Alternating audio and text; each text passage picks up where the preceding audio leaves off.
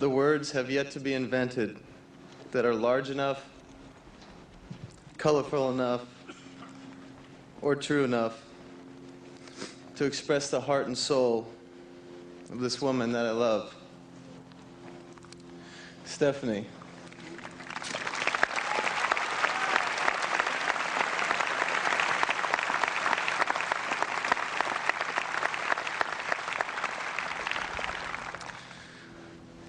I wonder what can I possibly say to do justice to the way you've lived your life and the lives that you've changed. I began several years ago on a small chalkboard sitting in our kitchen, a tradition that I've carried on every night, that at the end of each day I have picked up the chalk and I've tried to express the many things you mean to me. Sometimes just a brief line, sometimes a short story, but always just the overflow from a grateful heart. And yet after these months and years of writing to each night, I've never been at a shortage of ways to reflect the light that you brought into my life. And now, how ironic that in these few short moments I need to capture in words these things I so deeply appreciate in you. Maybe I can say it to you this simple way. Not long ago we were on the road and I looked out our hotel room window from the upper floor of a very tall high-rise. I could see the rooftop of an old and beautiful cathedral. It was stunning with its carved stone and marble all done so perfectly. I could not believe the work of art I was seeing, and I wondered how many years did it take them to create this and what drove them to be this committed. Then I began to appreciate something greater. I realized when this rooftop was built, it was by far the tallest building. And in an age long before airplanes or skyscrapers, these artists believed each day as they went about their work that no human being, no one set of eyes would ever see their creation. How could they not have cut one corner? How could they consider no task routine? I can only think it came from a deep place inside. The need to be true to themselves was their reason and their reward. All of this has helped me to understand you just a little bit better, never needing applause to be at your best, only needing to give the best your soul could give to feel complete.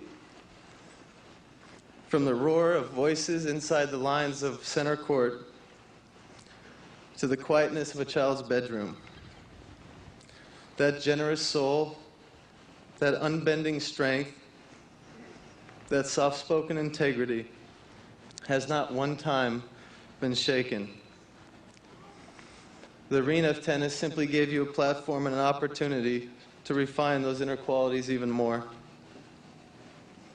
You have always been about the action, not about the words.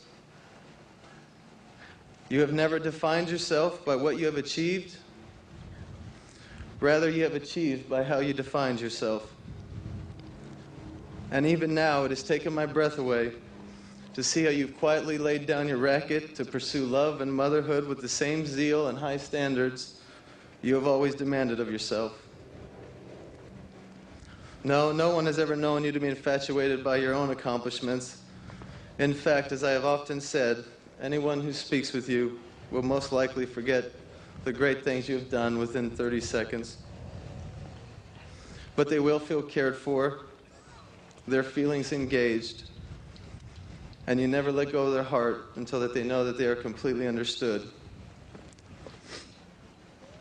The history books will record for posterity your ability to embrace and rise above adversity, to play through injury, and to win again, again, and again.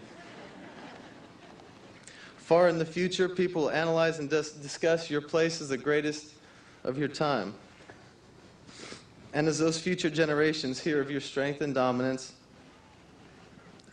they may be tempted to think that they know you, or the real heart of a giant that beats inside of you. But for those of us who are blessed to actually see firsthand your quiet humility, to watch you represent your sport with unmistakable dignity. And for those of us who are even more blessed, to be lifted out of ourselves by your laughter, to be on the receiving end of your always generous heart. We have etched forever in us something a statistic could never contain. We have been touched deeply by your life.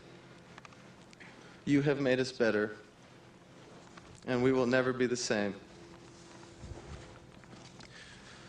Stephanie, you've spent many years of your life competing, but right here where we stand, in the ears of your children, and right now in my heart, you have no rival.